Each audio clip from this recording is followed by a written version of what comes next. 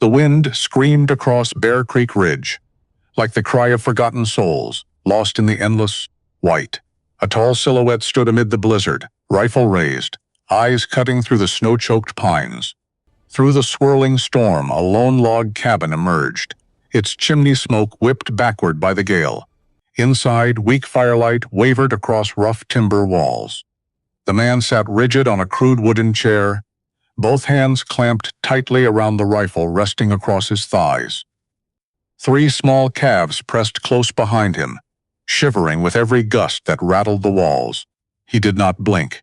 His ears strained past the wind and distant wolf howls. Footsteps, heavy, deliberate, trudging through deep snow toward the cabin door. The wooden door shuddered once. Then came a long, trembling breath.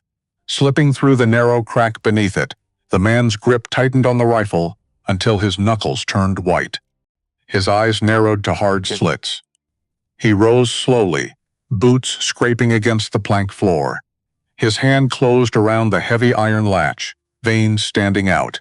The door rattled again, harder this time. The mountain didn't care. That was the thing Eli Brannock had learned in 6 years of living on it. The mountain didn't care if you were grieving, didn't care if your boots were worn through at the heel, didn't care if you rode out into a late April blizzard without buttoning your coat all the way up. It just kept going. Snow fell. Wind cut. The pines bent low and snapped back up like they always did, and Eli rode. Copper moved slow beneath him. The old horse knew these trails better than Eli did at this point. Knew which rocks hid under the drifts, which slopes turned mean after a fresh fall. Eli let him pick the way, kept his hands loose on the reins. Let his mind go wherever it wanted to go, which was nowhere good. It never was. Not anymore. He was supposed to be checking the trap lines. 3 sets he'd laid out along the eastern ridge before the storm hit. Fox, mostly. Maybe a coyote if he was unlucky. He didn't particularly need the pelts, didn't particularly need much of anything these days. But the traps gave him a reason to be out here in the cold, instead of sitting inside the cabin staring at the wood stove until his eyes went dry. Movement was better than stillness. That much he'd figured out. 6 years of figuring that out. He pulled Copper up at the ridge overlook. The valley spread out below him, white and gray and pale blue, where the creek still ran somewhere under the ice. Coldwater was down there, 8 miles by road. Less if you knew the cuts through the timber. He hadn't been in 8 weeks, maybe 9. Doc Fenn had sent word up with the Hadley boy in February. Something about a prescription. Something about come in and let me look at that shoulder. Eli had sent the boy back with 2 dressed rabbits and a note that said he was fine. He was not fine, but he was functional. And at this point in his life, functional was what he had to offer. The mountain asked nothing more. It didn't grade on feeling. It graded on showing up, doing the work, not dying. Eli had been passing that test for 6 years. Some days that was enough. Most days it wasn't. But he kept doing it anyway. Because what else was there? Because Vera would have told him to. Because Danny, but he didn't go there. Not on the ridge in the cold. Not when there was work still to do. Copper shifted under him. Ears forward. Ellie felt it a second later. Something wrong in the air. Not wrong like weather wrong. He knew that feeling well enough. Had spent 4 years as a wilderness scout reading the sky and the ground and the spaces between things. This was different. Quieter. The particular kind of quiet that meant something had already happened. Something that couldn't be undone. He gave Copper his heels, and they moved down off the ridge. He smelled it before he saw it. Blood. Under the snow smell. Iron and cold and something else. The raw animal heat of something recently alive going absent. You didn't mistake that smell once you'd learned it. It sat in the back of your throat and stayed there. Copper slowed on his own, stopped at the edge of a small clearing, where 3 spruce trees grew close together, and the ground dipped into a natural shelter out of the wind. Smart horse. He'd known before Eli did. The cow was there, on her side. Already half covered in drifting snow, the white accumulating fast across her black and white markings. Black baldy, big framed. She'd been a good animal, you could see that even now. Strong shoulders, wide through the hips, deep barrel. The kind of cow a serious rancher bred carefully and kept close and didn't lose without knowing why. Ellie sat for a moment. Looking, then he got down off Copper. He tied the reins to a low branch. Copper wasn't going anywhere, but habit was habit, and walked around to the other side of the cow. Slowly, reading the ground as he went. The snow had drifted, but hadn't completely obliterated the story. She hadn't fallen here. She'd walked here, or been pushed here, which was different.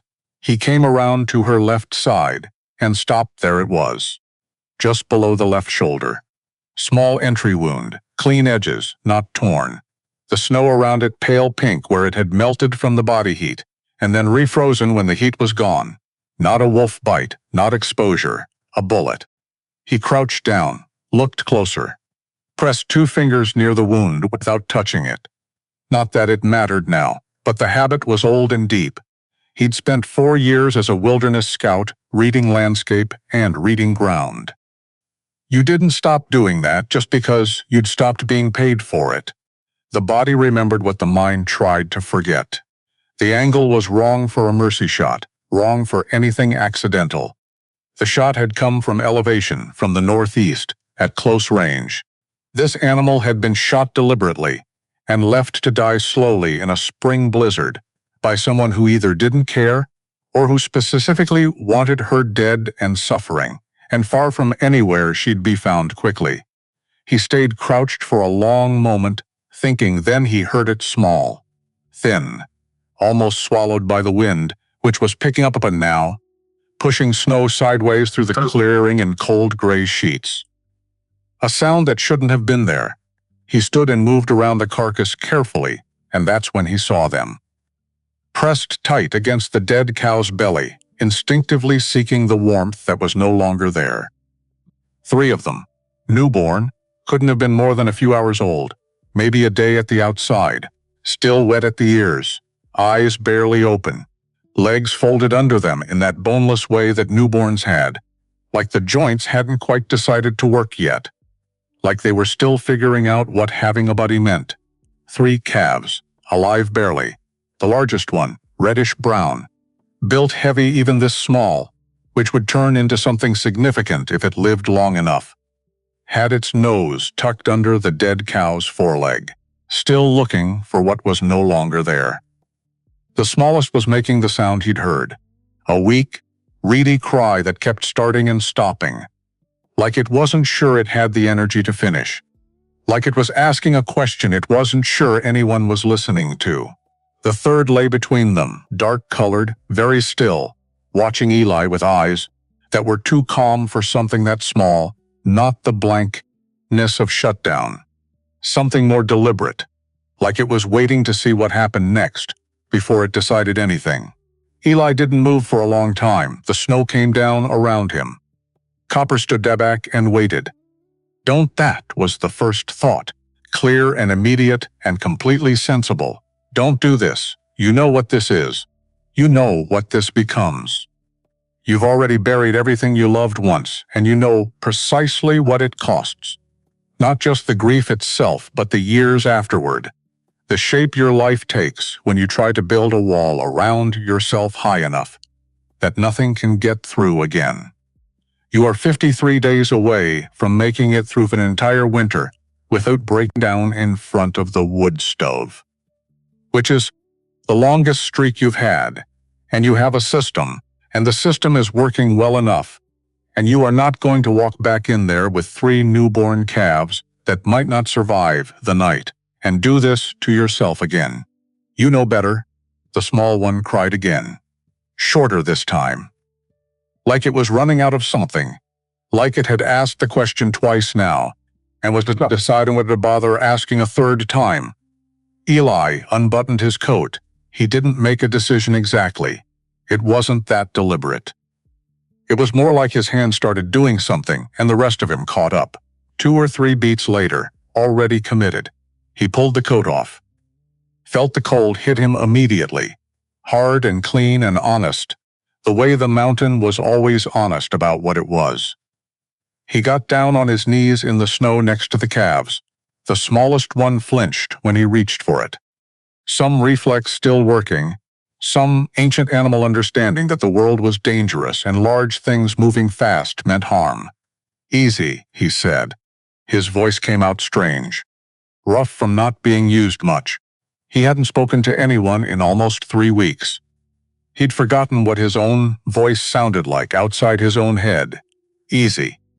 I've got you." He wrapped the coat around the smallest one first, lifted it against his chest. It weighed almost nothing, just bones and new skin and the fierce, biological insistence of something that had just arrived in the world and wasn't ready to leave it yet. It was shaking so hard he could feel it through the wool, every muscle in its small body working just to stay warm enough to keep going. Then the dark one. Then the big red one. That one fought him a little, legs scrambling, a sound halfway between a cry and something more indignant like. It already had opinions about how things should go, and being lifted by a stranger wasn't among them. "Yeah," Eli said. "I know." He got them bundled as best he could. Walked them back to Copper one at a time, which meant 3 separate trips through the snow.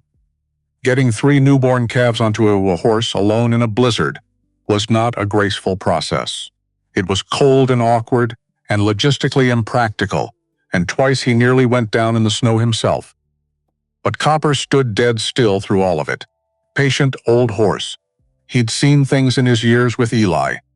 He understood when the situation required stillness. And he provided it, best thing Eli owned. Not that there was much competition. When it was done, calves draped across the saddle, his coat wrapped around them. Eli walking beside because there wasn't room for him too. He looked back once at the dead cow in the clearing. The snow was covering her fast. Another hour and she'd be just a shape under the white. By morning, nothing. "I'm sorry." To her, to the clearing, to the mountain that didn't care. Then he turned and walked. He thought briefly about the 8 miles to Coldwater, then dismissed it. Too far in this cold. Too long for calves this new. The cabin was closer. 2 miles, maybe a little more. He could do 2 miles. He put his head down and walked into the wind. The cabin was cold when he got back. He'd let the fire go low before heading out. No reason to heat a space nobody was in. That was how Eli thought now, in those terms. Space nobody was in. As if the cabin's purpose was just storage for his absence. He got the calves inside first, laid them on the braided rug in front of the wood stove, still wrapped in his coat. Then he built the fire up fast with the dry wood he kept by the door. You always kept dry wood by the door. That was mountain living basics, the kind of thing you learned before anything else. Then he stood in the middle of the room and thought, okay, milk, bottles. Something to keep them warm while the fire caught up. Those were the immediate problems. Everything else, the bullet wound, the dead cow, who shot her, and why, what he was supposed to do with 3 newborn calves he had no business taking in. All of that was tomorrow's problem. Tonight was about keeping them alive. One thing at a time. The dried milk was in the back of the pantry behind a jar of last fall's apple butter and some canned beans he'd been meaning to use for months. He found the bottles in a box under the workbench, still clean, left over from the winter 2 years ago, when a neighbor's goat had rejected her kid and he'd ended up babysitting the thing for 11 days. He got the smallest pot out, filled it with water, set it on the stove. While it heated, he went back to the calves. The smallest one was still shaking, eyes half closed now, which scared him more than the crying had. The crying meant fight, and fight was what you wanted to see. Silence and stillness in a newborn was different. He got down next to her and rubbed her sides with both hands. Friction, warmth, circulation, come on. The dark one had gotten itself partially upright, front legs extended, trying. Its eyes were fully open now, watching him with that measuring quality he'd noticed in the clearing. The red one was also watching him, those alert eyes taking everything in. "Give me 10 minutes." Eli told the red one. It blinked. Deliberate. like it was acknowledging the timeline. He got back to the stove, mixed the dried milk with the warm water. Not too hot, checked the temperature on the inside of his wrist, the way he vaguely remembered from some long, ago animal husbandry training that had seemed theoretical at the time, and now felt very practical. Filled the first bottle. Getting a newborn calf to take a bottle is not intuitive. They don't automatically understand what it is. They want the real thing, the real warmth, the real smell, the real comfort of their mother. And when you give them something that isn't that, they don't always know what to do with it. Eli knew this in theory. He discovered it in practice when the smallest calf turned her face away from the nipple. Once, twice, 3 times. Come on, turn. Away, please, away. He tried a different approach. Put a little of the warm milk on his fingers, held them near her nose, and let her smell it. Let her mouth at his fingers, tentative at first, uncertain, her tongue moving against his skin in that new clumsy way, and then, slowly moved the bottle in while she was still tasting. Still engaged with the idea, the calf latched, started drinking. It was such a small thing, a newborn animal eating from a bottle in a cold cabin on a mountain. Eli had seen cattle born dozens of times over the years, had helped with difficult deliveries, had done all the practical, unglamorous work of working with large animals. This should have been ordinary to him. He had to stop for a second, just a second. He pressed the back of his hand against his mouth and looked at the ceiling, and waited until his throat stopped doing whatever it was doing. Counted the beams. 5 beams. He'd put them up himself 6 years ago when he'd built the cabin, and counting them had become a way of steadying himself on the nights that got bad. 5. He was here. He was okay. He kept going. He fed the smallest one first. She drank weakly but steadily, more than he'd expected considering. Then the dark one, who had gotten himself upright by the time Eli got to him and drank with more confidence, watching Eli's face the whole time. Then the red one, who grabbed the nipple, like he'd been waiting for exactly this, and was personally offended by the delay. By the time all 3 were fed, Eli's knees ached from crouching on the floor, and the fire had turned the cabin warm, and the blizzard outside was building toward something serious. He could hear it in the stovepipe, that low harmonic moan that meant the storm had found its depth and wasn't moving on anytime soon. He looked at the 3 calves arranged on his rug. They looked back at him. The red one sneezed. Right, Eli said. He got the old horse blanket from the trunk at the foot of his bed. Thick wool, smelled of copper, which seemed appropriate, and folded it double on the floor near the stove. Moved the calves onto it, one by one. Got them settled against each other for warmth. Watched them for a while to make sure they were breathing right, that their color was coming back in their gums and ears, that the shaking was slowing down. It was. Slowly, but it was. He pulled the chair over from the table and sat down next to them. He didn't plan to stay long. He was wet through from the snow, and he needed dry clothes and something hot to eat and some sleep. All of that was true. But he found himself just sitting there in the firelight watching these 3 impossibly small creatures breathe. The dark one had its eyes fully open now, watching him right back with that particular stillness, that quality of paying attention without broadcasting anything. The smallest had fallen asleep mid-breath, just dropped off like a switch had been thrown. One ear folded under in a way that looked uncomfortable, but apparently wasn't. Her sides rose and fell with a steadiness that hadn't been there an hour ago.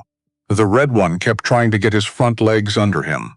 He'd get them positioned, almost there, and then something would shift and he'd be back down. Fail. Try again. Fail. Try again.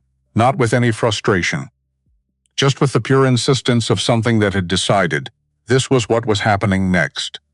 Don't quit, Eli thought, looking at him. Just don't quit. He reached out and touched the red one's side. Felt the heartbeat under his palm, fast and small, and absolutely certain. Like it had no doubt at all that tomorrow was coming, and it intended to be there for it. He thought about names then. Not because he meant to keep them. He was realistic about what this was, or he was trying to be.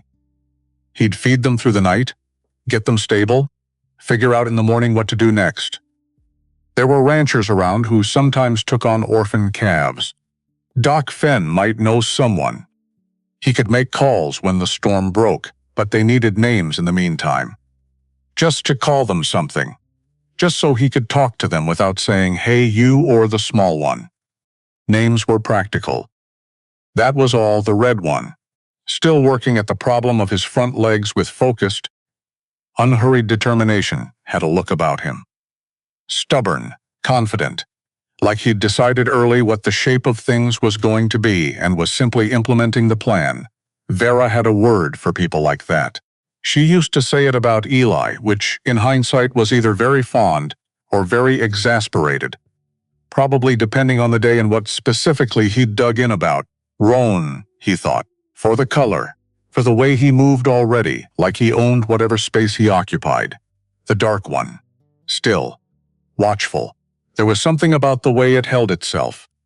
That careful attention, the way its eyes tracked everything without broadcasting alarm or anxiety, like it was taking notes and would act on them when the time was right.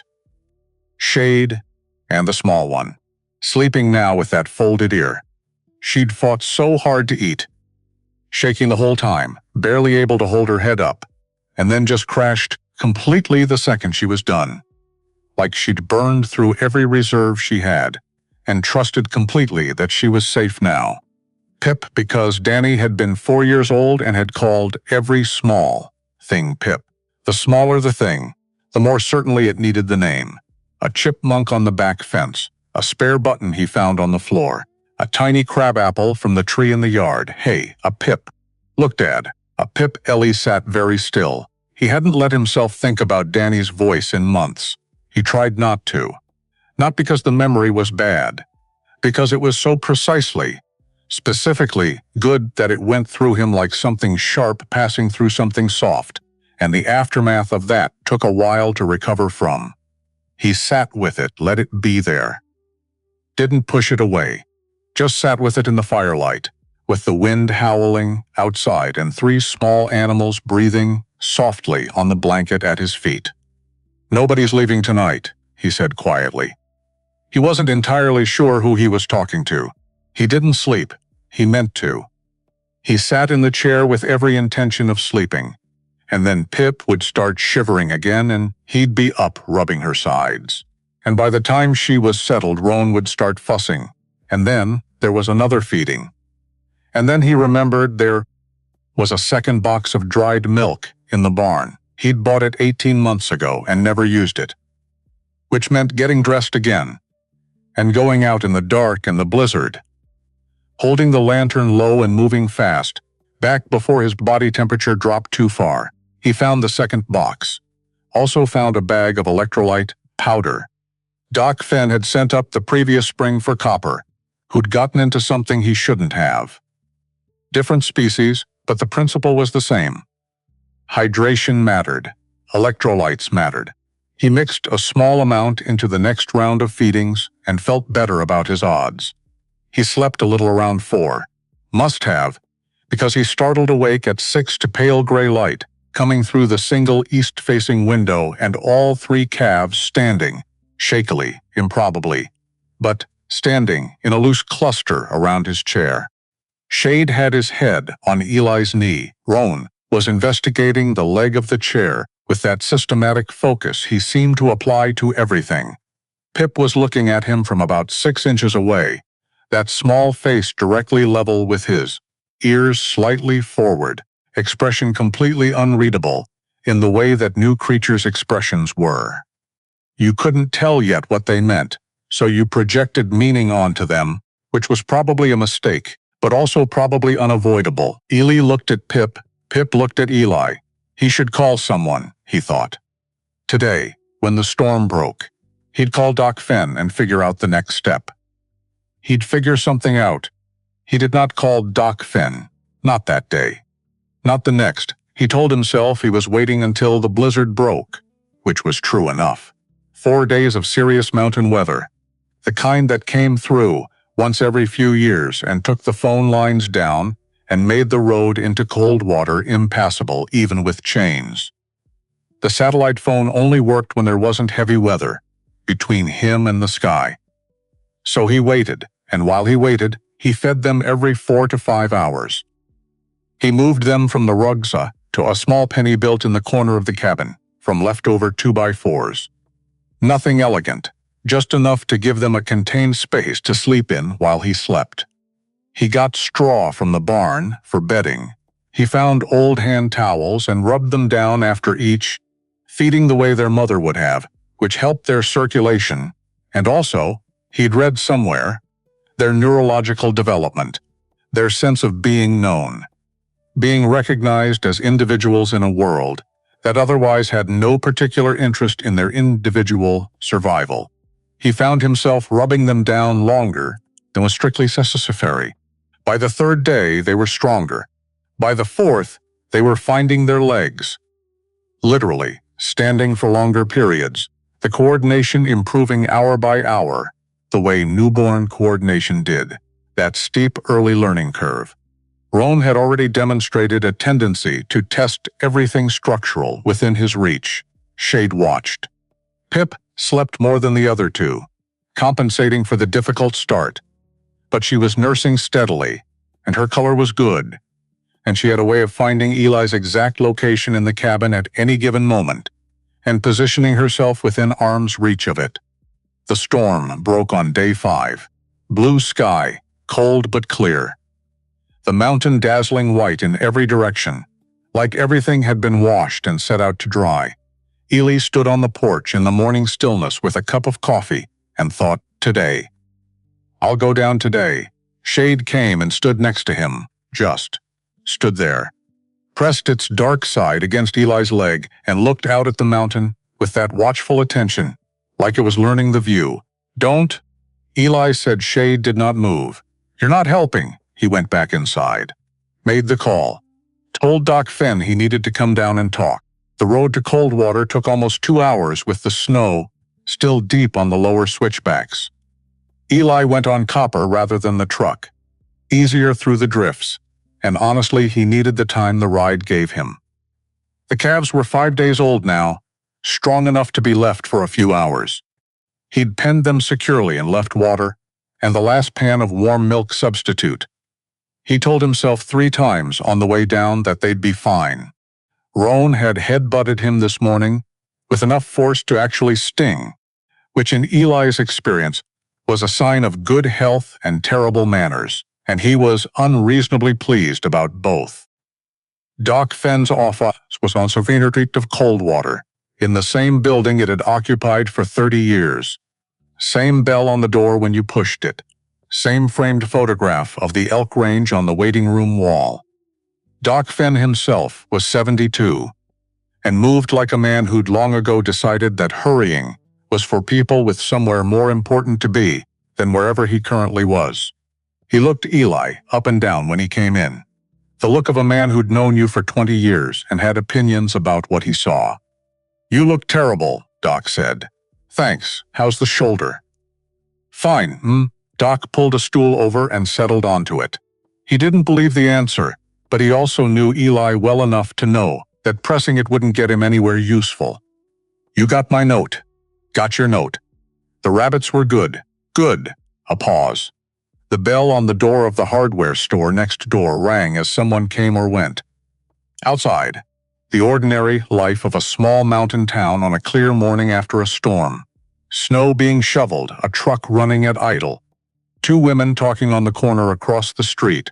So, Doc said. 3 calves. Ellie looked up. Hadley boy saw you on the road 5 days back. Said you had something wrapped up in your coat across the horse. Doc tilted his head. Wasn't hard to guess, given the general shape of things. Ellie was quiet. They make it? Yeah, Eli said. They made it. Doc nodded slowly. Like this confirmed something he'd already worked out. Then he set hands on his knees and said, in the careful way he had of introducing difficult information, there's a woman, Nora Calloway. Widow. Her husband passed 8 months ago. Her place is out east of the Talbot Road, or was. She's been boarding in town since January, trying to sort out the ranch situation. He paused. She reported 3 missing calves about 2 weeks before that blizzard. Said her herd got scattered in a night storm, lost several head. These 3 were the ones she couldn't find. Ellie was very still. She's been asking around, Doc continued, quietly. But she's been asking. The bullet wound, he hadn't forgotten it. He'd been thinking about it, in fact. In the margins of the days, between feedings in the hour of night when Pip finally stayed asleep and the hour when it got light. A cow didn't get shot in a spring blizzard by accident. That wasn't something that happened by accident. Someone had put a bullet into that animal deliberately and left her in the snow to die slowly enough that the calves would be born before she was gone. Someone had done that on purpose. What do you know about her? Eli asked. Luck looked at him a moment, measuring the way he sometimes did before he said the thing he'd actually called you in to say. Husband died 8 months ago. Horse threw him. Old gate latch gave way. She's been dealing with the ranch situation alone since then. The bank is involved. He paused. It's been a hard year for her, Eli. Hard in a way you probably understand better than most people around here. Another pause. Those calves. If they're hers, she's got a Clem. I know that. And if you've had them 5 weeks. I know what 5 weeks is. Doc was quiet. Outside, the 2 women on the corner had gone their separate ways.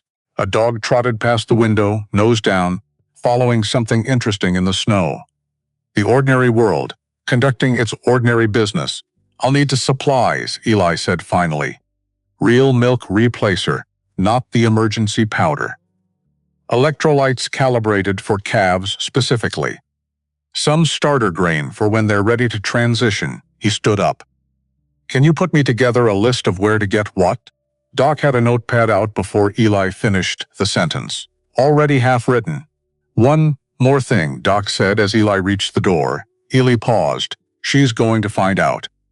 If you're coming into town for supplies, someone's going to say something. That's how small towns work. Doc set the notepad on the counter for Eli to take. Better to know that's coming than to be surprised by it. Ellie took the notepad. Thanks, Doc. He went to get the supplies. May became June, June became July, and Eli Brannock, who had not made a friend in 6 years and had not particularly wanted one, became without entirely meaning to, without a single deliberate decision he could point to. A man with 3 calves who followed him everywhere. Everywhere was the word. Not sometimes, not when it suited them. Everywhere. He would walk out to the barn in the morning, and all 3 would be at the pen gate before it was halfway across the yard, arranged in a loose hierarchy that had established itself in the first weeks and never changed. Roan slightly ahead, shade just behind Eli's left shoulder, Pip wherever was most inconvenient, under his feet, between his legs, with her nose pressed into the back of his knee, at exactly the moment when moving fast would have been useful. He fell down twice in June because of Pip. Both times he lay there in the grass for a second looking at the sky, and Pip would come around and look down at him with those wide eyes. Not concerned exactly, more like she was waiting to see what he was going to do about this.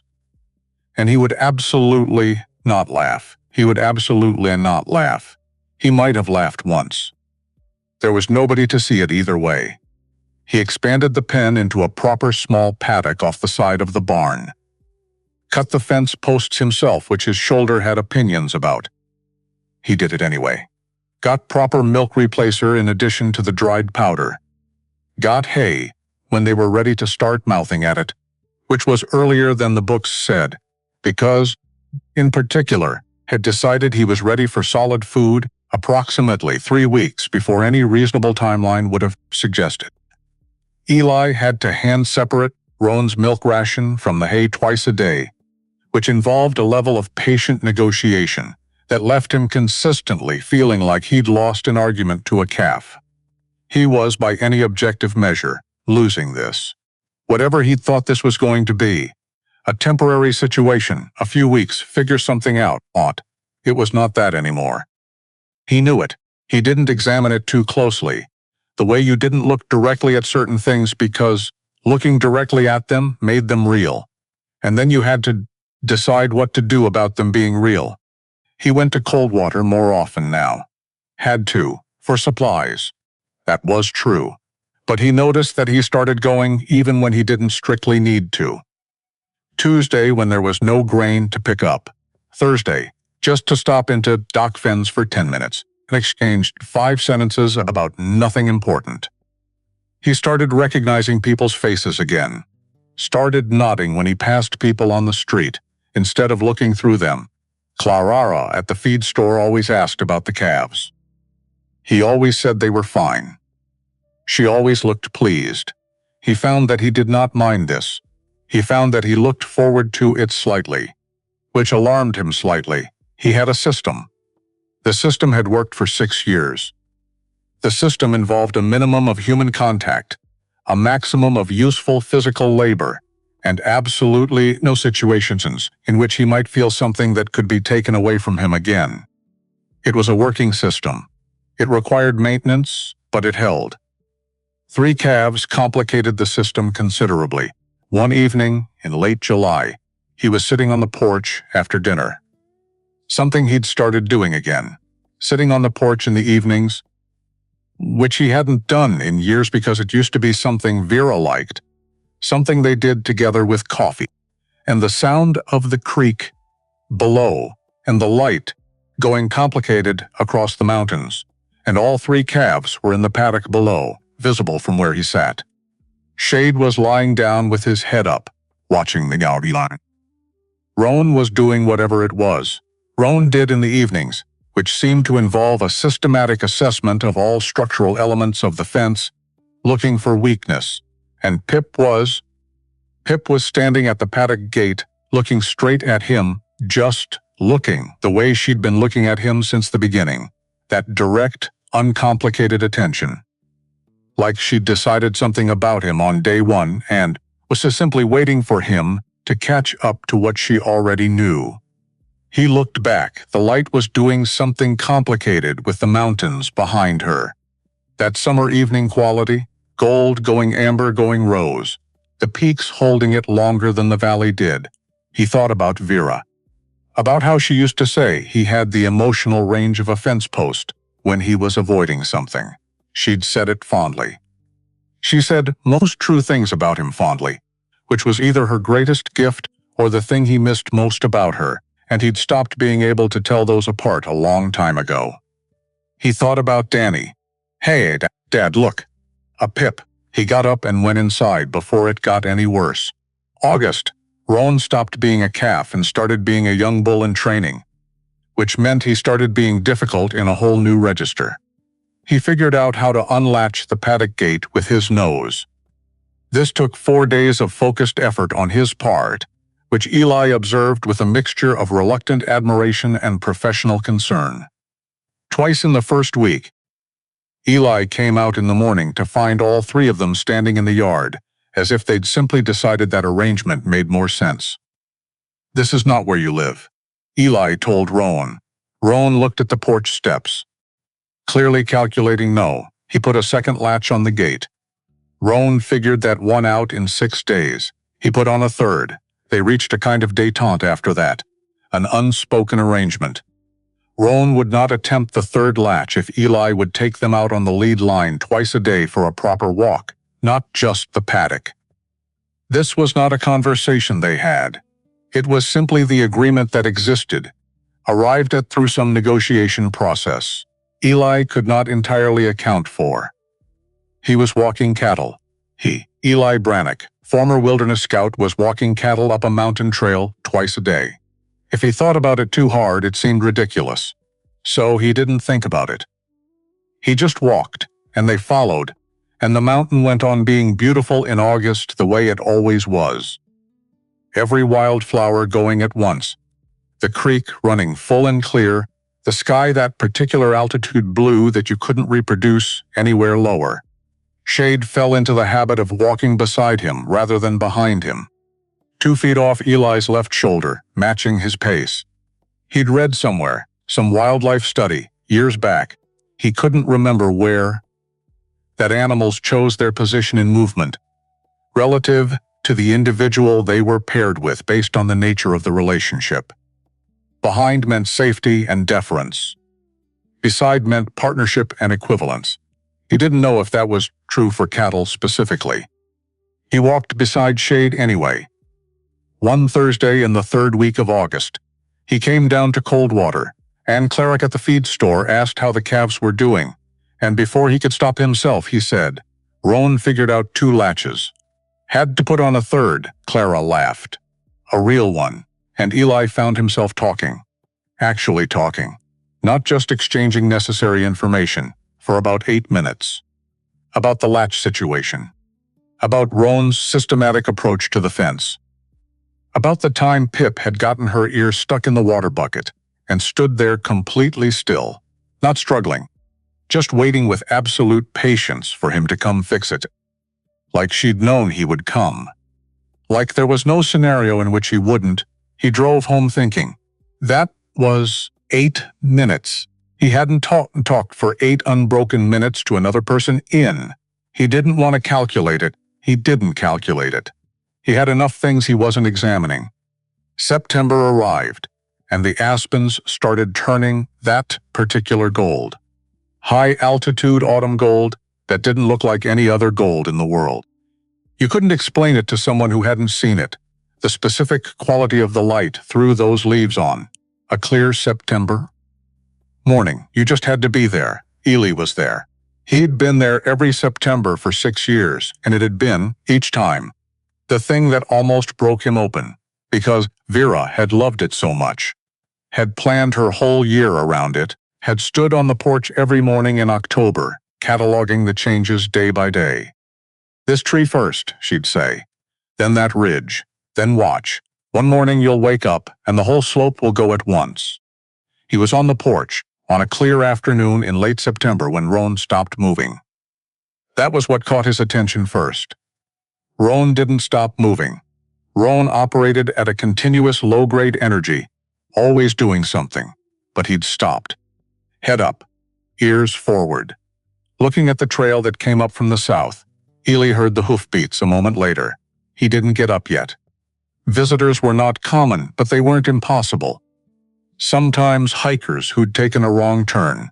Sometimes the Hadley boy with something from town, once a very lost out-of-state hunter, who'd needed directions and had them memorized before he was 3 sentences in. Single horse, tired pace, unhurried. Not emergency. Not threat. The horse came around the bend in the trail. The rider was a woman, young or youngish. It was hard to tell from the porch. She was slight on the horse, and the horse was older. A bay quarter horse moving slow but sound. She was dressed for work. Worn boots. Heavy canvas jacket that had seen real use. Hair pulled back in a practical knot that wasn't interested in being decorative. She came up to the fence line and stopped. Looked at the paddock. Ely watched her look at the paddock. He saw the moment she found them. The way her body changed. Not a big movement, not dramatic. Just a small stillness, and then something that was not quite a breath, and not quite a sound. She was looking at Pip. At the white mark on Pip's forehead.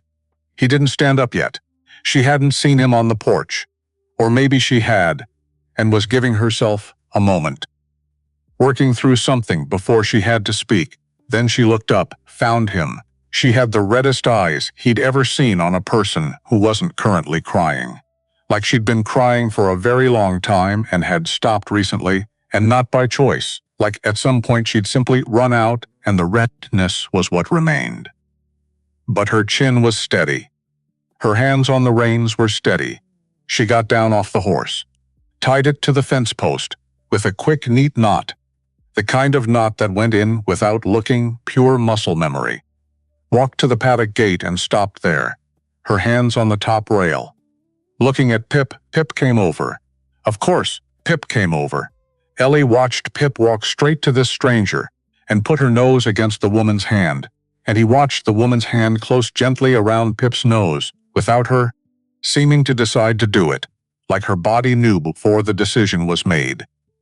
He stood up, she heard him, turned around. They looked at each other across the yard. For a moment, him on the porch, her at the fence, Pip's nose in her hand, Roan watching with the alert suspicion he normally reserved for coyotes. Shade having gotten up from his lying spot to stand at the fence and observe. "Those calves are mine," she said. Her voice was steady, not loud. Factual, the way you'd state something that simply was. Ellie looked at her. Looked at Pip, still in her hand. He said nothing. He turned and walked back into the cabin. The door closed behind him, not a slam. Just the quiet, definite click of a door, doing what doors did. He stood in the dim interior, heard her on the other side, not knocking, not yet, just standing there. And all three calves at the fence, he knew without looking, facing the cabin. He pressed his hand flat against the door, once, just once.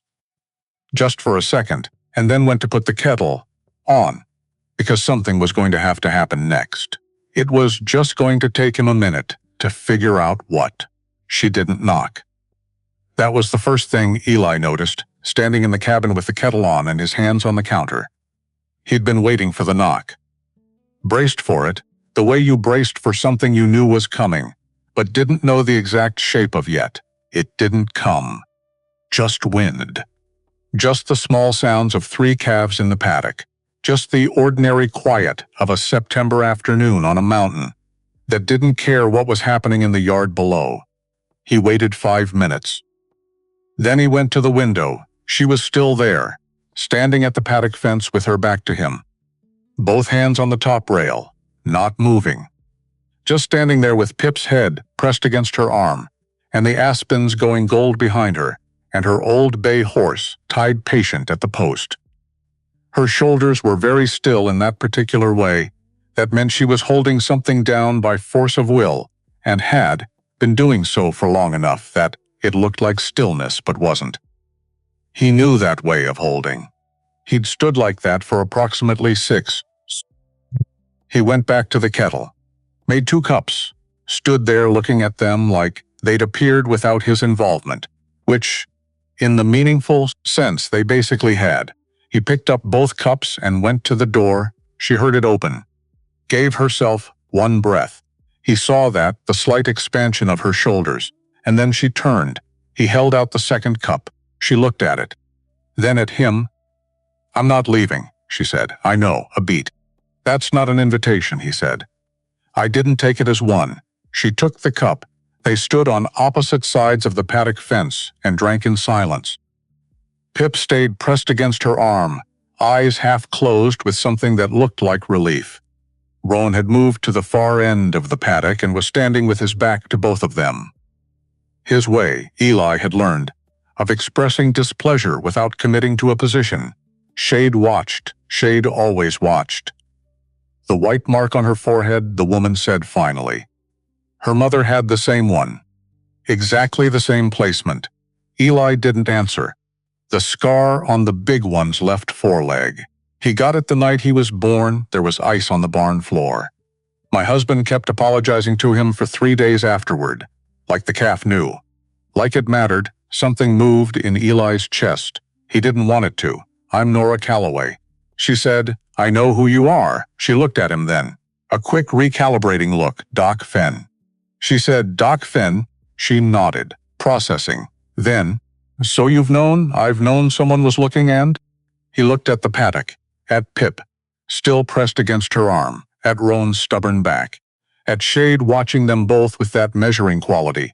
"And I kept them alive," he said. "That's what I know." Her jaw tightened. One small movement. "Controlled. I'll be back tomorrow," she said. She set the cup on the fence post, untied her horse with those quick, practiced hands. Got up into the saddle without looking at him, rode down the trail without looking back. Eli stood there until the sound of hoofbeats was gone into the trees. Then he looked at Pip. Pip looked at him. "Don't," he said. Pip blinked. He picked up both empty cups and went inside. She came back the next day, and the day after that, every morning around 10, hoofbeats on the trail. Every morning Eli would be somewhere, fixing fence, splitting wood, doing something with his hands, and he'd hear it and his jaw would tighten, and he'd keep doing whatever he was doing. She didn't ask to come into the paddock. That was a careful thing to do. He noticed it, though he told himself he didn't. She stood at the fence. She talked to them through the rails, quietly, in the way you talked to animals, not performing it, just doing it. She brought nothing, took nothing. Made no demands that first week beyond the fact of her presence. Pip came to her every time. Every single time, without hesitation, like she recognized something she'd been looking for. Which Eli found. Annoying was too small a word. Infuriating was too large. Somewhere in between. A medium-sized injustice he had no legitimate complaint about and knew it. Roan came around by day 4. Not dramatically, more like he happened to drift in her direction and happened to let hers. Scratch behind his ears and happened to stand there for minutes with innocent eyes half closed while she did it. Happened to. Shade took the full week. Watched her from across the paddock every day and on the 7th morning walked over and stood near her. No ceremony. Just a decision made and enacted. The first real fight happened on day 8. He'd known it was coming. There was a kind of pressure that built between two people who were both being careful, both waiting for the other to say the first real thing. She said it first. I need to know what your plan is. He was splitting wood. Didn't stop. My plan for them, long term. You're one person on a mountain. They need land. I know what they need, do you? He set the axe down. Turned around, 12 feet between them. Close enough to read faces. Far enough to feel the distance. I've kept them alive for 5 months, he said. Fed them through the night for the first 2 weeks. Sat on the floor of my cabin to make sure the smallest one didn't stop breathing. Don't tell me what they need. They need to come home. The word landed, home. He picked the axe back up. This is their home, he said. Eli, Mrs. Calloway, formal. A wall going up clear as anything. I think we're done for today, a long silence. I'm not done, she said. I know you're not. He kept splitting wood. She stayed for a while longer. Then she left. He went into cold water on a Tuesday. Supplies. Nothing that couldn't have waited. And Doc Fenn was standing in front of his office in that way he sometimes had. Like he'd known you were coming and wanted to catch you before you got too far. Nora Calloway's been in, Doc said. I figured. She asked about you. Ellie stopped. What kind of asked? Doc tilted his head. The kind where someone's trying to understand a person without quite admitting they're doing it. She asked how long you'd lived up there. I said 6 years. She asked why. I said that was your story to tell. He looked at Eli steadily. Then she asked if you were the kind of man who did the right thing. What did you say? I said you were the kind of man who did the hard thing, which isn't always the same, but usually overlaps enough to matter. A pause. She doesn't have the money for a lawyer, Doc said quietly. The ranch situation. The bank is patient, but not indefinitely patient. Those 3 calves are the best breeding stock she had left. Their mother was a registered Highland cross. Good cold weather genetics. The kind of bloodline that took years to develop and was worth considerably more than just the animal itself. If she can get them to maturity, she has something to rebuild with. He paused. I'm telling you because I think you should know. Why didn't she tell me herself?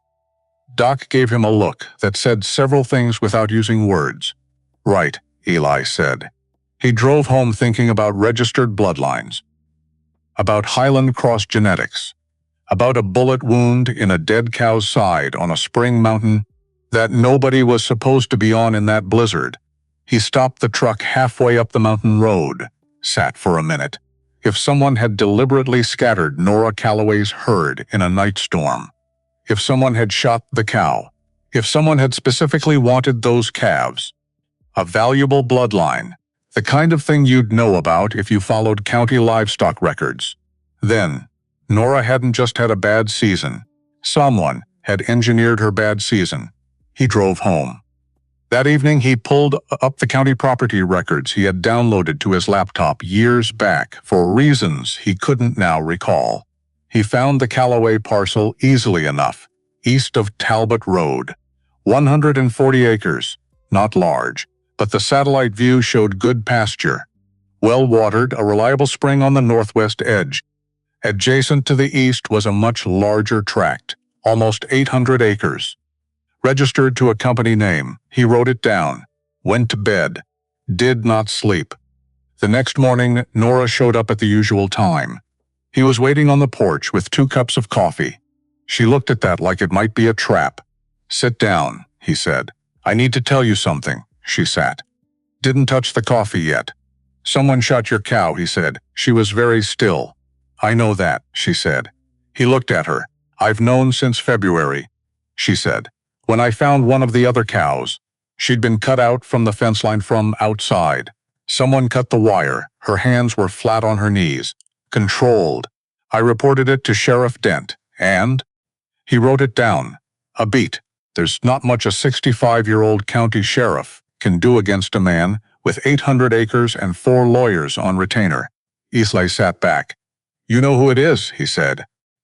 "I have a strong idea." "Why didn't you?" "Because knowing isn't proving," she said. "And because I have no money and no lawyer, and 1 good horse, and I pick my battles carefully." She looked at him directly. "Right now my battle is getting my calves back. The mountain air between them. The aspens moving in a light breeze off the ridge. If I help you," Eli said. "With the other thing. The proof." She looked at him carefully. "Why would you do that?" He didn't have a clean answer. The honest ones were. "Because I've been angry about that bullet wound since April, and I'm the kind of man who does something about that. Because I don't like men who use 800 acres as leverage. Because Roan figured out 3 latches, and Shade walks beside me and Pip trusts me. And it turns out I have strong opinions about what happens to them," he said, "because it's the right thing," which covered most of it. She was quiet for a moment. "I don't need saving," she said. "I know. I'm not asking for help. I know that too." A pause. "But I'm not turning it down either," she said. She picked up the coffee. October arrived sideways, the way it did in the high country. One day warm and gold and still. The next day something with an edge in it. Winter knocking at the door to see who answered. Nora started staying later. Not by design. It would just be 3 o'clock and then 4. And they'd be going over the Callaway property records, comparing notes, figuring out what could be documented, and how. And then the light would be going, and one of them would mention food, and somehow there would be food. The first time it happened, they both pretended it wasn't. The second time they acknowledged it minimally. By the third time Eli just put on a second pot of soup without asking. She helped with the calves during this period. That wasn't discussed either. It simply evolved. She was there. The calves needed their evening routine. She knew what she was doing, and he knew what he was doing. And 2 people doing a task efficiently together was just efficiency. That was what it was. Efficiency. He watched her with them sometimes when she didn't know he was watching. The way she moved around them. Not tentative. Not performing confidence. Just actually confident. Like she'd done this her whole life, which she had. She had the hands of someone who worked. Capable hands. Chapped at the knuckles. She never wore gloves if she could avoid it. Thomas had taught her that, she mentioned once. Not in explanation. They'd been talking about something else and it just came loose. Thomas said you couldn't feel what you were doing through gloves. Ely had not said anything. But he'd thought, that sounds like someone I would have liked. The argument about the offer happened on an evening in mid-October. He'd heard about it from Clara at the feed store, a man named Garrett Voss, who owned the adjacent 800 acres, had made an offer for the calves 3 weeks before the blizzard. She'd turned it down. Thomas had turned it down before her. Ellie brought it up at the kitchen table. Notes spread out, lamp on, fire going. Voss offered to buy them, Eli said. Before the storm. Clara mentioned it. Clara mentions a lot of things. She wasn't wrong, though. No, Nora said, you turned him down. Thomas turned him down first. Then Thomas died. Voss made the offer again. She was very calm about it. The kind of calm that was a choice. I turned it down. The money would have helped. It would have helped a lot. She looked at the table. I said no. Why? She was quiet a moment. Because Thomas said no, she said. And Thomas knew something about Molly's bloodline that he didn't share with anyone but me. What he said was, these calves are going to be something. Worth everything we put into them. And some things you hold on to because someone you loved believed in them. A pause. Even when it's harder to hold on than to let go. The fire popped. Outside, October pressed against the windows. Eli sat with that for a while. Then he said, Vera used to say I'd argue with a fence post. Nora blinked. The shift was abrupt enough to throw her off balance, which was why he'd done it.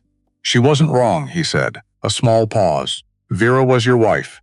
Yes, how long? 12 years. She didn't ask the next question, she just waited. Which was exactly the right thing to do, and he noticed that. She died 6 years ago, he said. Danny too. He was 4, he looked at the table, at his hands.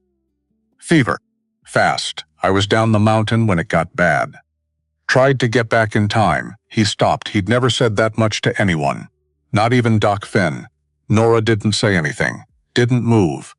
Just sat there with him in it, the way you could sit in a room with someone, without needing to change anything about the room. Thomas fell from his horse, she said, quietly. After a moment, old gate latch gave way. The horse spooked and Thomas... She shook her head once. There was nothing to be done. Nothing anyone could have done differently. A pause. I still go over it, I know. Every sequence. Every if, I know, he said.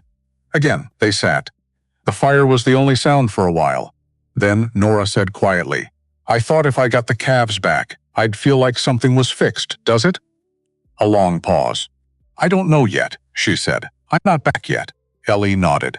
He understood that. He was not entirely back yet either. The trouble came in the second week of October. He'd been half expecting something. Lawyers, paperwork, something in an envelope from a county office. Not 2 men on horses at dusk, with their faces turned away from the camera he'd installed on the barn eave, in August, for reasons he'd told himself were practical, general. He saw them from the window, coming up the South Trail, moving quiet. Moving wrong, not the way people moved when they were coming to knock on a door. He got his boots, got his coat. Got the thing he kept on the high shelf and hoped not to use. He went out the back. Came around the side of the barn in the dark. The 2 men were at the paddock fence, one with wire cutters. The other talking low to the calves, which was almost funny. The idea of someone murmuring reassurances to cattle they were about to steal. Roan was backed to the far end of the paddock, head low, ears flat, with the particular body language of an animal who had recently updated his self-assessment and was prepared to act on it. Shade pressed against the far fence. Still. Watching Pip was nowhere. That was wrong. Pip was always. He heard her behind him. She'd gotten out through a gap in the rails. 5 feet back, ears forward, blowing softly in the cold. Go back, he said quietly. She didn't go back. Of course she didn't. Put the cutters down, he said, coming around the barn corner. Both men turned. What happened in the next 90 seconds was not graceful. Cold and dark, a gatepost. Someone's shoulder connecting hard with Eli's ribs. Eli, going to one knee and coming back up. Roan hitting the fence from the inside, with a sound like a small explosion. Ultimately, 2 men on horses deciding that this particular mountain, on this particular evening, was not going to give them what they'd come for. They left fast. Ellie stood in the yard. His ribs were, yep. That was going to be a week of careful breathing. He pressed his hand against his side. Turned. Nora was at the edge of the yard. She'd come up the trail while it was happening, her horse tied at the post, a flashlight in her hand. Looking at him with an expression he couldn't entirely read, alarmed and furious, and something else he wasn't ready to name. I heard horses, she said. Yeah, are you? She looked at the way he was holding his side. Come inside, I'm fine, Eli. He looked at her. He went inside. The first aid kit was under the sink. She found it before he told her. Pressed along his ribs with systematic, Capable hands, checking for the specific catch in the breathing that meant broken rather than just badly bruised. He caught his breath twice. Bruised, she said. Probably. If it gets worse, you need an X-ray. It won't get worse, because you said so, because I know what broken ribs feel like. A pause, have you had them before? Once. What from? Horse, of course, she said. And there was something in her voice that was almost, a laugh. She wrapped the ribs efficiently, without fuss. He sat very still and let her. When she was done, she went to the stove and put water on, moving around his kitchen with a familiarity that should have felt strange and didn't. Had stopped feeling strange somewhere around the third shared meal. Those were Voss's men, she said. Probably, which means he knows they're here. He's always known. He was waiting to see how things went between you and me before he moved. She turned around. And how are things going, she said. Between you and me. Eli looked at the table, complicated question. She had a legal claim. He had 5 months of raising them from newborns. Sheriff Dent had told him recently that she could file civil action and it would go to mediation. Months, money neither of them had. He didn't want to think about that level of it. We have bigger things to figure out first, he said. She sat down across from him. The lamp was low. The stars were coming out over the mountain. He shot Molly, she said. Quiet. Certain, yes, Eli said. Thomas knew it would happen eventually. Someone with that kind of money looking at that bloodline and a small operation next door that couldn't defend itself. She looked at her hands. He thought we had more time. I have photographs, Eli said. Of the carcass, the wound, the angle and direction of the shot. I kept the coordinates. It's not a case yet, but it's enough to make a man who moves carefully very uncomfortable. She looked at him. You photographed it. Old habit.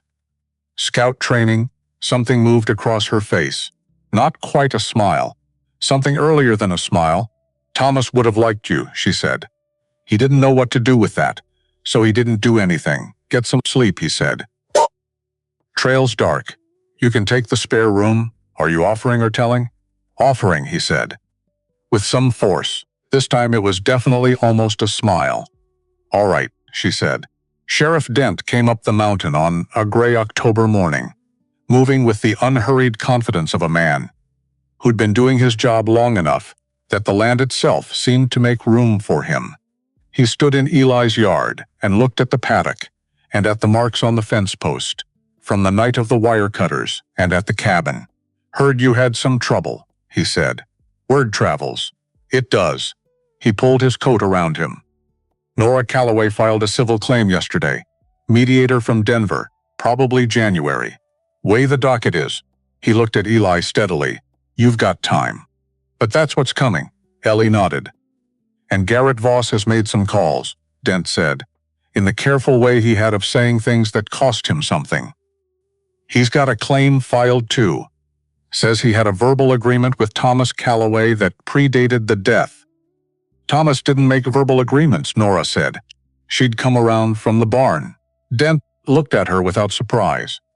I know that, he said. And you know that. But I need more than our knowledge. If there's anything in writing, any witness, any correspondence where Thomas refused the offer.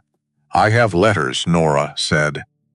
Thomas wrote to his brother in Oregon when Voss first made the approach. Explained the whole situation. Said no 4 different ways. Dent's expression shifted. Just slightly. Get me those letters, he said. The letters took 3 days to arrive from Oregon. Thomas's brother sent them overnight the moment Nora called. 8 pages in Thomas Calloway's handwriting. A man Eli had never met and would never meet.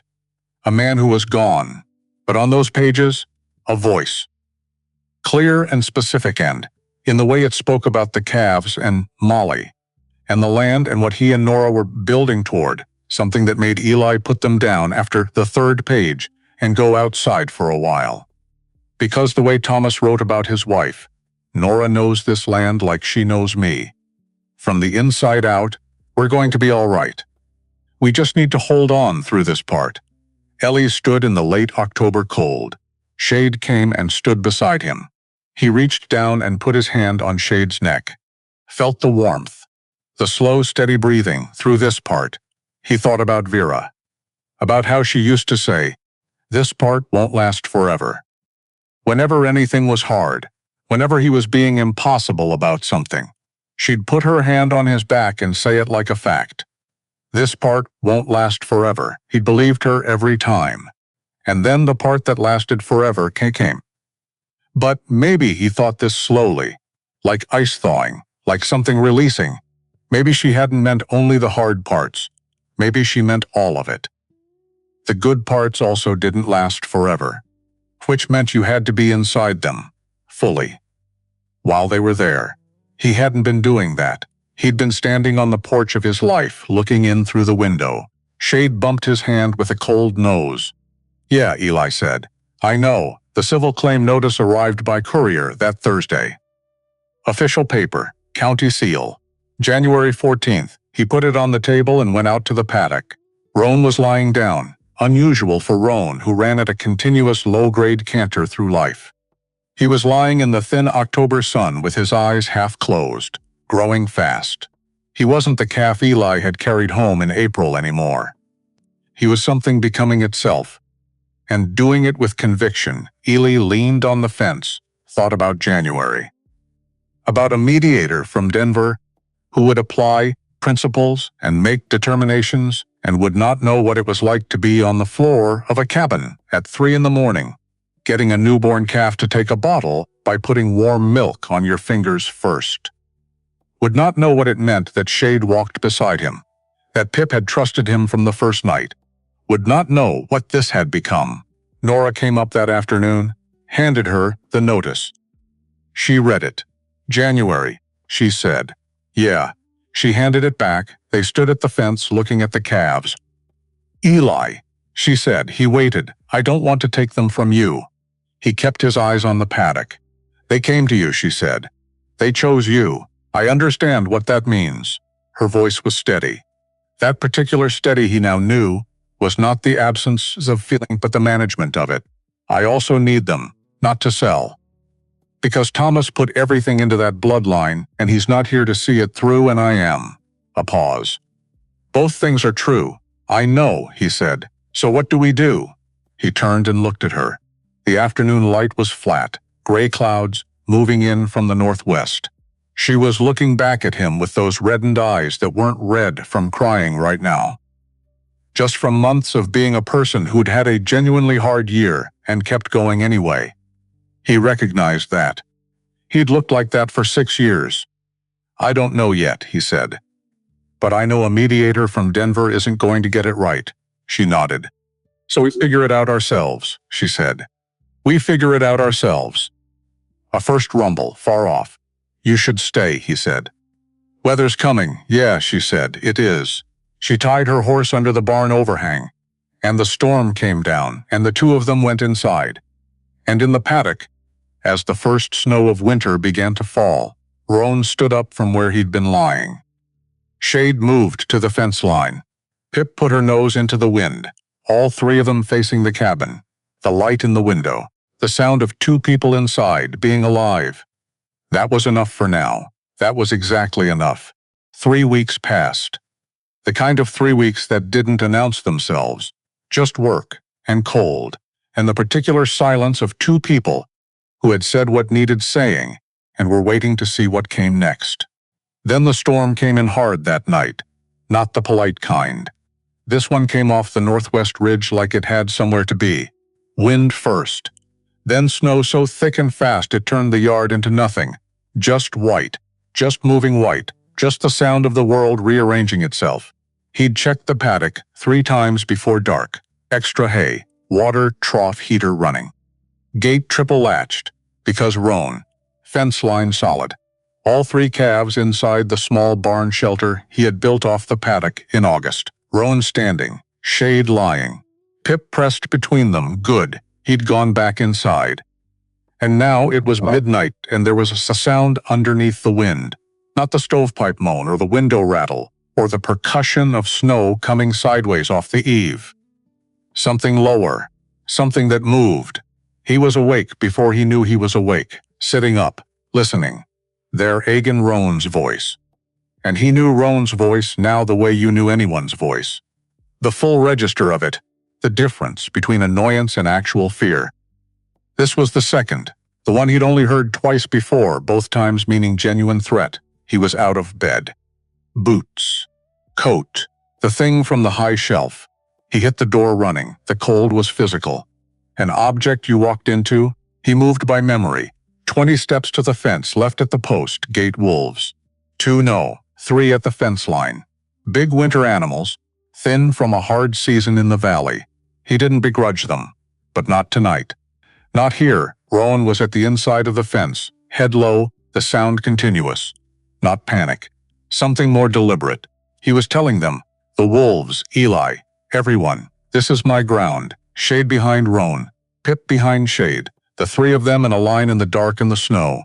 Holding Eli got to the fence. One wolf turned toward him. Yellow eyes in the flashlight, big animal. Not afraid, hey, Eli said.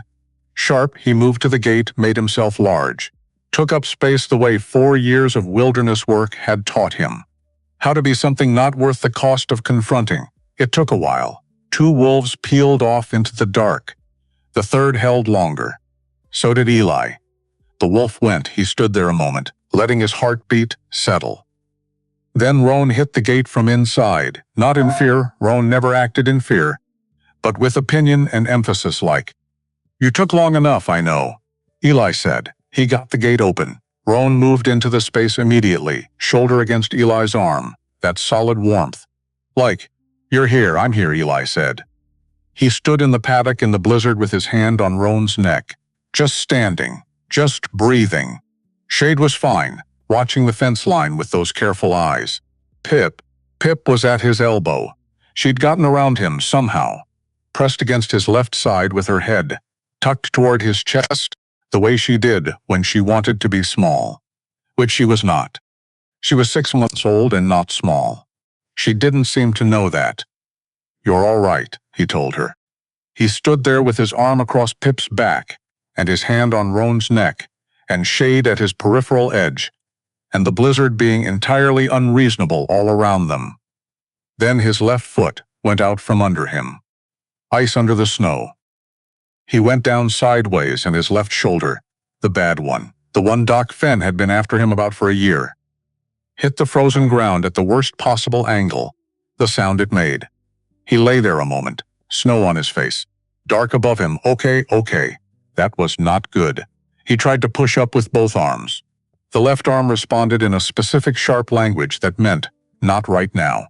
He rolled to his right. Got to his knees. Got 1 foot under him. Roan's head appeared above him.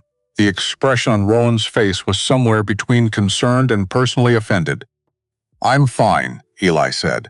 Roan snorted directly onto his hat. Thank you, he got up. Got the gate latched, all 3 latches. Checked the fence line as best he could in the dark. Made it back to the cabin. Got inside. Got his coat off. And then there was Nora, standing in the hallway in the flannel shirt she'd borrowed for sleeping. Hair down, fully and immediately awake. She looked at his shoulder. Sit down, she said. I'm Eli. He sat down. She was efficient about it. He was grateful for that. He was not feeling dignified, and efficiency meant she wasn't going to spend time on his dignity, just on the problem. She got his shirt off, pressed along the shoulder with those capable hands, asking where it hurt without using many words. He told her.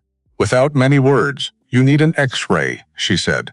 Tomorrow, Eli, the storm won't stop for another 6 hours. Tomorrow, she held her position.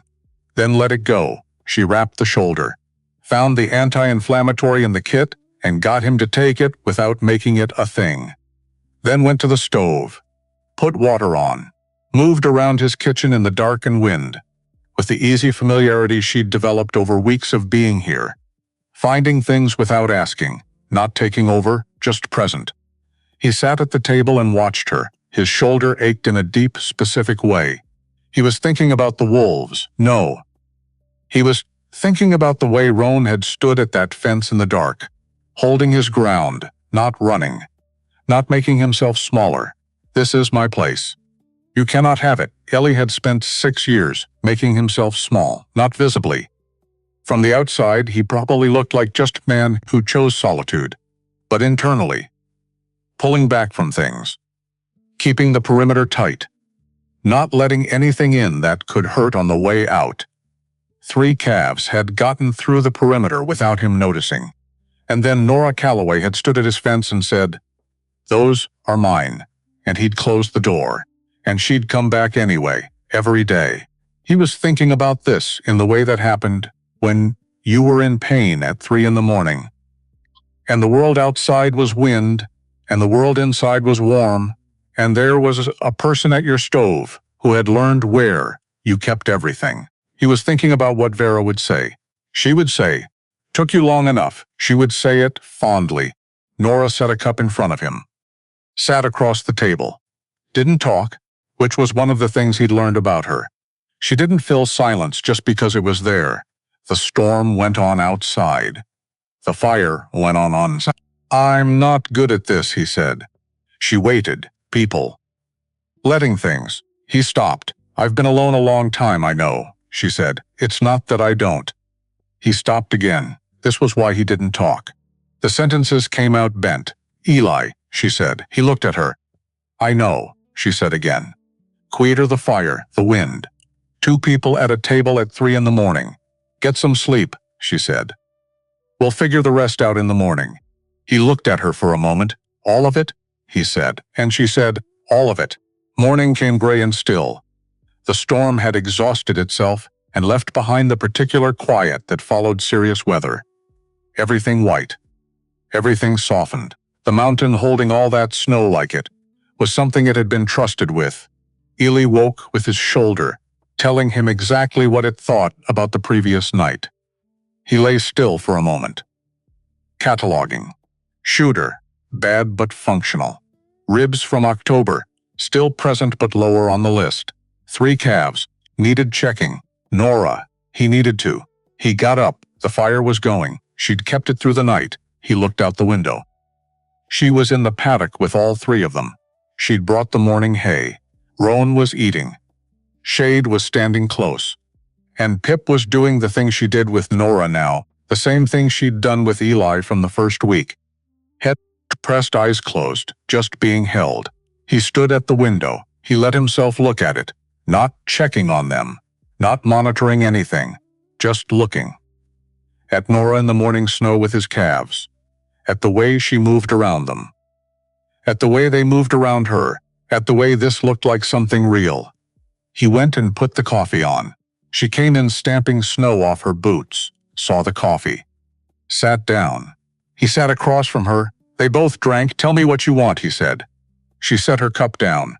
Not surprised by the directness. She'd gotten used to him, the way he did things without preamble once he'd decided. "What I want," she said. Yes, she actually thought about it. He could see her thinking, the genuine weighing of it, not performing the question.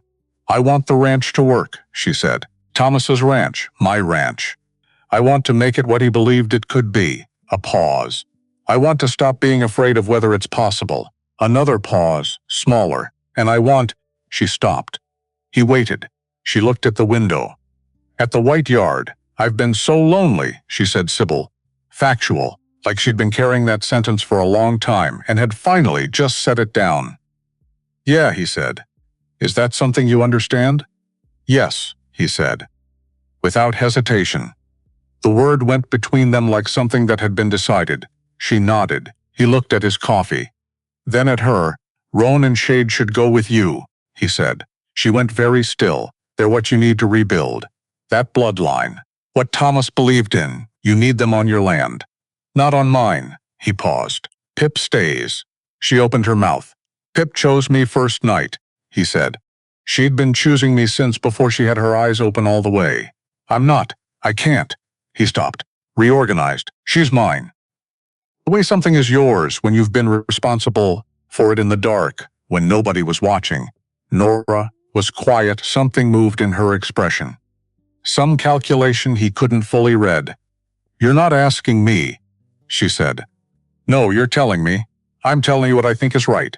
And if I disagree, Then we disagree. But I think you know I'm right. A long pause. Roan's going to be impossible to trailer, she said. Which was not a disagreement. Which was, I know, he said. And something in his chest went loose. Just a fraction.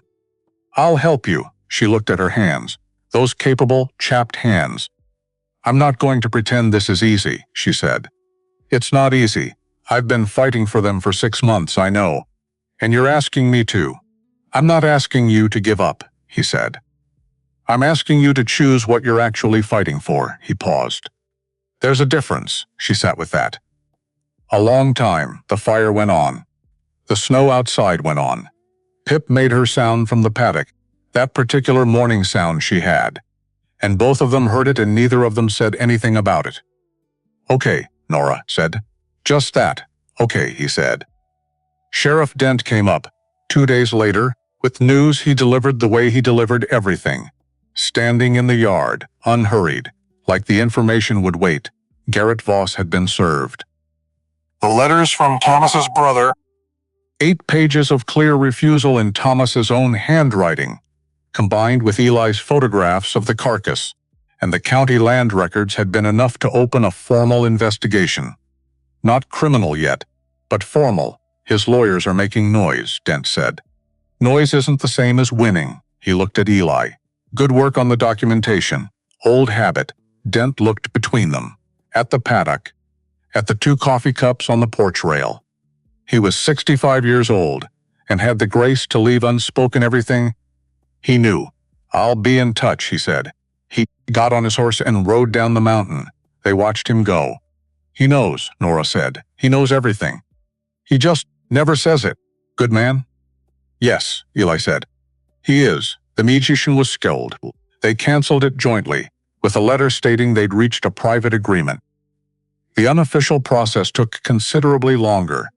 Moving Roan and Shade required 1 borrowed trailer. The Hadley boy who was 20 and knew when to stop talking. 4 hours of negotiation with Roan about trailers specifically, and Eli driving behind the trailer the whole way down with his hand tight on the wheel and his eyes on the back doors. He told himself he was just making sure they arrived safely. He told himself that the whole way down. The Calloway Ranch had been through a year. You could see it in the fences, the barn, the look of the house, a place where someone had been surviving rather than living. But the land was good. He could see immediately what Thomas had seen in it. The pasture rolled right. The water source was reliable. The soil had the density of something that could hold. He stood in the yard while Nora got Roan and Shade settled. The mountain were visible from here, different angle. You could see the ridge where his cabin sat, just barely, a dark shape against the white. Strange, he thought, to see it from down here. Nora came and stood beside him. You can come down, she said, anytime you want. The calves should see each other. It would be good for them. A pause. And you? Is that an invitation? Yes, she said. That's exactly what it is. He looked at her. She looked back. Not with urgency, not with pressure. Just open. A door with the light on. He thought about Vera. He thought she would have liked Nora Calloway, not because they were similar. They weren't. But because Vera had always loved people who were honest about what they were carrying, who carried it without pretending it was light. This part won't last forever. I'll come Tuesday, he said. Tuesday, she said. They left it there. He drove home alone, up the mountain road. Truck cab cold until the heater caught up. The radio doing something quiet he wasn't listening to. He parked, sat for a moment before going in. The cabin looked the same. Exactly the same. Same timber, same porch, same shape against the trees. But smaller, not diminished. Just the actual size of it. 1-person space. He'd built it that way after. Cut it down to the scale of what he'd thought his life was going to be. He went inside. The paddock was quiet in the particular way it had only been quiet in April. Before, then Pip made her sound. From the paddock. Her getting cold sound. Her I know you're in there sound. He went out. She was at the gate in the last light. White spot catching the gray of it. She looked at him. He looked at her. I know, he said. quiet without them. She pushed her nose against his hand. Yeah, he said. Me too. He got her settled. Went inside, sat in the chair by the fire, and that's when it happened, not dramatically. Not with any announcement. Just quietly, the way the truest things happened. Without permission and without warning, he cried, sat in the chair by the fire, and put his hand over his face and cried. For Vera. For Danny. For 6 years of being very far away from himself and calling it strength. For 3 calves in the snow in April and 40 nights on the cabin floor keeping them alive. For Thomas Calloway, who had believed in something and hadn't lived to see it through. For Nora, who had kept going through a year that should have stopped anyone. For the fence he'd been building around himself. Post by post by post, the tears came, and they were not loud, and they were not performed. Just a man in a chair by a fire, alone in his cabin on a mountain, finally letting the weight of 6 years pass through him, rather than holding it in place. Not long, long enough. He's done. He sat with his hands open on his knees, the fire, the wind, gentler tonight. Pip in the paddock, settled, breathing. He thought, Vera. He thought, I'm okay. He thought, I'm going to be okay. Not because everything was resolved. There was still Voss and the investigation and Nora's bank and 100 practical things. But okay in the deeper sense. The sense of, I am still here, still capable of this, of loss and attachment and the risk of caring about things that could be taken. That risk was not the enemy he'd thought it was. For 6 years, simple math, survivor math, except that he'd let 3 calves matter in April before he'd thought it through. And look what that had cost him. Everything. And look what it had given him. Everything. He sat with that. Then he got up, washed his face, put more wood on the fire, made something to eat. Did the ordinary things, which were, he had come to understand, the bravest things showing up for an ordinary evening. Starting over on an ordinary morning, Tuesday. He'd go down Tuesday. That was something. The formal investigation into Garrett Voss took 4 months. It was paperwork and statements and a process that moved at its own pace. Sheriff Dent retired at the end of February. His last official act was submitting the Calloway case documentation to the state attorney's office. In March, Voss reached a settlement, not an admission, not a trial. The way powerful men often resolved things. Money and an NDA, and the understanding that it was over. Nora accepted it, because she was practical, because she had a ranch to rebuild, and a settlement meant resources. She told Eli on the phone. It's done, she said. I know. It's not enough. No. He said. But it's what you have. A pause. Thomas would have fought it to the end, she said. Thomas didn't have a ranch to save. Longer pause. You're right, she said. He would have understood. Yes, Eli said. He would have. Spring came back to the mountain. April again. A year from the beginning. He rode Copper out along the eastern ridge. Same trail. Warmer weather. The clearing where he'd found the cow was just a clearing now. Green was starting at the edges. The mountain didn't hold on to things. He stopped there, stood for a while. He'd kept the coordinates in his notebook. Not because he needed to come back. Just because it seemed like the kind of thing that should be marked. He looked at the clearing. He said quietly, "Thank you, to the cow, maybe. To whatever had arranged this particular trail on this particular morning. To Vera, maybe, who had always had a way of arranging things." He rode back to the cabin. Pip had developed a new habit. Every morning she walked out of the gate and fell into step beside him. Left side, 2 feet back. Almost exactly the position Shade had once occupied beside. Not behind. Partnership now. He'd noticed it in February and hadn't said anything, because some things didn't need saying. Some things were just true. On a Tuesday in May, Nora arrived with Roan in the trailer. "He's been impossible for 2 weeks," she said. "He's always impossible. He misses this place." Which is absurd. He always has opinions, I thought. She stopped. If they saw each other sometimes, it might be good for them. He looked at the trailer. At Nora. At Pip, who had appeared at his elbow. "Bring him out," he said. Roan came out like he'd been waiting, stood in the yard, looked around, looked at the cabin, looked at Eli, and then walked over to the fence, where Pip was standing, and put his head over the rail, and just stood there, next to her, baying there. Ellie looked at Nora. She was already looking at him. "You want coffee," he said. "I want coffee," she said. They went inside. He started fixing the fence on the south side of the property in June. Not because it was urgent. The fence was okay. He started widening it, taking out 2 posts, moving them out 6 feet. More room on that side. The Hadley boy came up one Saturday to help and looked at what Eli was doing and didn't say anything for a while, which showed real wisdom. "Extending the line?" the boy said finally. "Yep," Eli said. "How far out?" "Far enough." They worked. She came on Tuesday and then Thursday and then on a Wednesday, which was new. She didn't explain it. He didn't ask. He just had coffee ready. On a Thursday in July, she brought dinner. They ate on the porch. Summer evening coming down, aspens still green. Pip in the paddock below, lying in the last sun. "Roan's going to need more exposure to different pasture," Nora said, "if he came up here periodically. A week at a time." He looked at the fence he'd been extending. "We'd need to expand the paddock," he said. "I know. More fence line, I know. Could take some time." "I'm not going anywhere," she said. He looked at her. She was already looking at him. And something moved between them. Not sudden. Nothing between them had ever been sudden. More like the thing that had been building since the first fence post, the first coffee cup, had reached a place where it didn't need to be named to be known.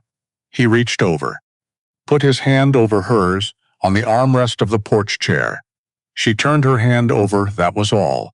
They sat, the evening light on the mountain, the aspens waiting for October. Pip breathing below them in the last warmth. He thought, this is a beginning, which was terrifying, right? Which 2 years later. October. The aspens on fire, all of them. The whole ridge going gold at once, the way Vera had always catalogued. Tree by tree and then the ridge all at once. Ellie stood on the porch in the morning. New fence line visible from here, extended south, more room. Roan in the lower pasture, a young bull now, carrying himself like someone who'd always known this was coming. He came up on rotation. He had opinions about both places and had made his peace with the arrangement. Shade was at the ranch full-time now. Nora's animal, finally and completely. He'd made that decision the week she moved Roan down. Had simply walked into the trailer behind him and stood there, looking at Eli over the rail. And Eli had understood. Shade had always known who needed watching over most. He'd just been waiting until Eli didn't need it anymore. He stood at Nora's shoulder when she worked, and walked beside her the way he'd once walked beside Eli, and that was correct. That was as it should be. Roan's first calf had been born in February.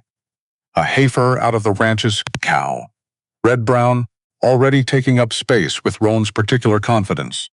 Thomas would have loved her. Nora had cried then. Not from sadness, from the feeling of something that had been promised, finally arriving. Pip appeared at the porch step. She looked up at Eli. He looked down at her. She was 2 years old and not small, and she'd stopped fitting in the spaces she'd once occupied and had never quite gotten the update on this. She still tried to tuck her head against his chest, still pressed her nose into the back of his knee at exactly the wrong moment. He fell down once more, in February, lay in the snow looking at the sky. Pip, looking down at him with that expression she'd had since she was 3 days old. Like, "Are you done?" He started laughing, actually laughing, out loud. Alone in the yard in the February cold with a 2-year-old cow standing over him. He hadn't done that in a while. It felt fine. He heard the truck on the road, Nora, coming up. Tuesday, which was still Tuesday, except Tuesday had become Thursday and Saturday, and sometimes just any day that made sense. The fence extension was finished. He'd built a proper second stall in the barn. He hadn't explained any of this out loud. He didn't need to. Some things you just did. Some things were just true. He watched the truck come up the trail through the aspens. Gold on gold, the leaves and the morning. The mountain doing what it did in October, which was be exactly itself, completely, without apology. He stepped off the porch. Pip fell in beside him. Left side. 2 feet back, they walked out to meet her. The mountain kept going, the way it always did, the way it always would.